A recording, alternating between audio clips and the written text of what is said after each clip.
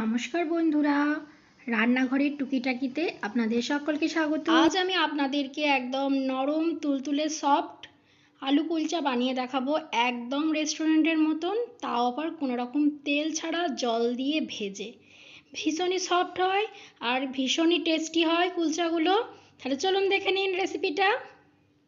দেখুন, তার জন্য এখানে আমি একটা বড় বাটি নিয়ে নিয়েছি, তার মধ্যে নিয়ে নিচ্ছি এরকম বাটির 1 বাটি ময়দা। ওজন হিসাবে এখানে 250 গ্রাম ময়দা আছে। এবার তার মধ্যে আমি হাফ চামচ নুন আর 1 চামচ চিনি দিয়ে দিচ্ছি। এবার নুন আর চিনিটাকে খুব ভালো করে আমি ময়দার সঙ্গে শুকনো অবস্থায় মিশিয়ে নিচ্ছি।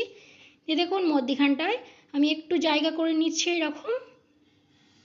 এবার আমি এর মধ্যে দিয়ে দিচ্ছি 4 চামচ টক দই। এবার দিয়ে দিচ্ছি ছোট চামচের 1 চামচ বেকিং পাউডার আর হাফ চামচ বেকিং সোডা।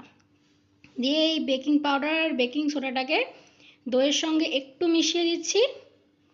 দেখুন, তাহলেই কিন্তু দইয়ের মধ্যে প্রচুর এয়ার বাবলস তৈরি হয়ে যাবে, মানে দইটা ফরমেট হয়ে যাবে। দেখুন কত এয়ার বাবলস হয়েছে আর কতটা ফেঁপে উঠেছে। আপনারা এটা ইস্ট দিয়েও মেখে নিতে পারেন। এবার এর মধ্যে আমি দিয়ে দিচ্ছি 1 চামচ রিফাইন্ড অয়েল। খুব বেশি তেল এখানে দেওয়ার কিছুই একদমই দরকার নেই। এবার দেখুন, সমস্ত কিছুকে প্রথমে হাতের সাহায্যে খুব ভালো করে মাখিয়ে নিচ্ছি। দেখুন, হাতের সাহায্যে মাখিয়ে নিয়েছি দইটা দিয়ে। এবার আমি এর মধ্যে সামান্য উষ্ণ জল দিয়ে দিয়ে মেখে একটা ডো তৈরি করে নেব। দেখুন, একটা ডো তৈরি করে নেওয়া হয়ে গেছে। আর ডোটা একটু নরম করেই মেখেছি, যেমন আমরা রুটি বা পরোটা করার জন্য ডো মাখি তার থেকে একটু নরম। এবার এটাকে ঢাকা দিয়ে 10 থেকে 15 মিনিটের জন্য রেস্টে রেখে দেবো। আর এধারে দেখুন, আমি দুটো মিডিয়াম সাইজের আলুকে আগে থাকতে খুব ভালো করে সেদ্ধ করে নিয়েছি। এবার আলুটাকে একটা গ্রেটারের সাহায্যে গ্রেট করে নেব। আপনারা চাইলে কিন্তু হাত দিয়েও খুব ভালোভাবে মেখে নিতে পারেন, কিন্তু গ্রেটারের সাহায্যে গ্রেট করে নিলে কিন্তু এর মধ্যে কোনো দলা ভাব থাকে না। দেখুন, আলু গ্রেট করে নিয়েছি।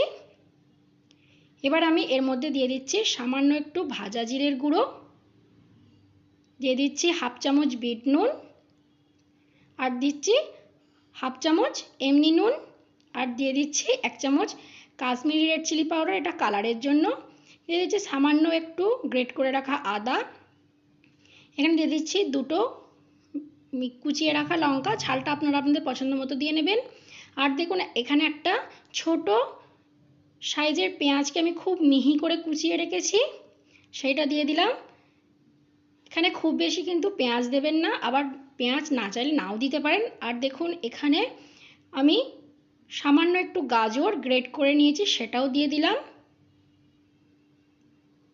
এবার দিয়ে দিচ্ছি সামান্য একটু কুচিয়ে রাখা ধনেপাতা। যে সমস্ত কিছুকে আমি হাতের সাহায্যে খুব ভালো করে মাখিয়ে নিচ্ছি। দেখুন, আলুর স্টাফিং কিন্তু আমাদের একদম রেডি হয়ে গেছে। এবার এধারে যে ডোটা মেখে রেখেছিলাম তার ঢাকাটা আমি খুলে নিয়েছি। এবার উপর থেকে সামান্য একটু গুঁড়ো ময়দা দিয়ে এটাকে আমি খুব ভালো করে আরেকবার মেখে নেব। মেখে নিয়ে এর থেকে আমি লেচি কেটে নেব। দেখুন, লেচি কেটে নিয়েছি। যেমন আমরা রুটির জন্য লেচি কাটি ঠিক সেই রকমই লেচিটা কেটেছি, খুব একটা বড় বা খুব ছোট করেও কাটিনি, ঠিক এইরকম মাঝারি করে কেটে নিয়েছি। এবার এগুলোকে সব একটু গোল গোল করে নিচ্ছি। দেখুন, সমস্তগুলো গোল গোল করে নেওয়া হয়ে গেছে। এবার হাতের মধ্যে সামান্য একটু শুকনো গুঁড়ো ময়দা ছড়িয়ে নিচ্ছি, দিয়ে একটা লেচি নিয়ে নিচ্ছি। এবার এটাকে আমি এইভাবে আঙুলের সাহায্যে করে একটা বাটি মতন তৈরি করে নিচ্ছি। দেখুন, ঠিক এইভাবে করে নিয়েছি। এবার যে আলুর স্টাফিংটা আমি করে রেখেছিলাম সেখান থেকে কিছুটা নিয়ে এর মধ্যে পুর দিয়ে দিচ্ছি। দেখুন, দিয়ে এবার এইভাবে করে আমি এর মুখটা বন্ধ করে দিচ্ছি। দেখুন, খুব ভালোভাবে কিন্তু বন্ধ করে দিতে হবে। কিন্তু এইভাবে করে আমি বন্ধ করে দিয়ে আবারও হাতের সাহায্যে একটু গোলা বানিয়ে নিচ্ছি। এইভাবে আমি সবগুলোকে করে নেব।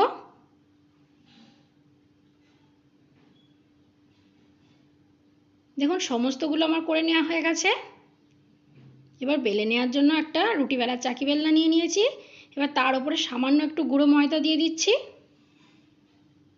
দিয়ে এবার একটা লেচি আমি নিয়ে নিচ্ছি।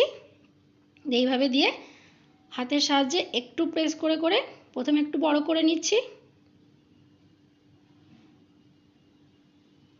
দেখুন এইভাবে করে নিয়ে এবার বেলনার সাহায্যে আমি একটু বেলে দিচ্ছি। এর ওপরটাতে কিন্তু একদমই ময়দার গুঁড়ো দেবেন না, ঠিক আস্তে আস্তে করে বেলে নেবেন।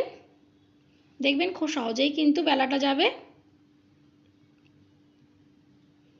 দেখুন খুবই আস্তে আস্তে করে নিচ্ছি, খুব বেশি চাপ দেবেন না, তাহলে কিন্তু পুরটা বেরিয়ে যাবে। দেখুন এইভাবে করে আমি করে নিয়েছি। এবার ওপর থেকে আমি একটু সামান্য কালো জিরে দিয়ে দিচ্ছি, তাহলে কি হবে, এটাকে দেখতেও ভালো লাগবে আর টেস্টটাও ভালো আসবে। আর সামান্য একটু ধনেপাতা কুচি এইভাবে ছড়িয়ে দিয়ে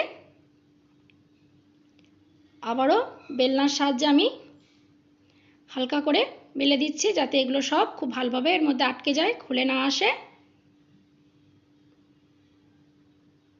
দেখুন এইভাবে কিন্তু বেলে নেওয়া হয়ে গেছে। এবার দেখুন এধারে গ্যাস অন করে একটা ফ্রাই প্যান গরম করে নিয়েছি। এবার এর মধ্যে আমি দিয়ে দিচ্ছি 1/2 কাপ জল।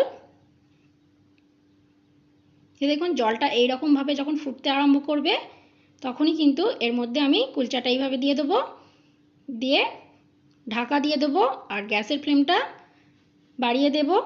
দেখুন কত সুন্দর ফুলে উঠেছে,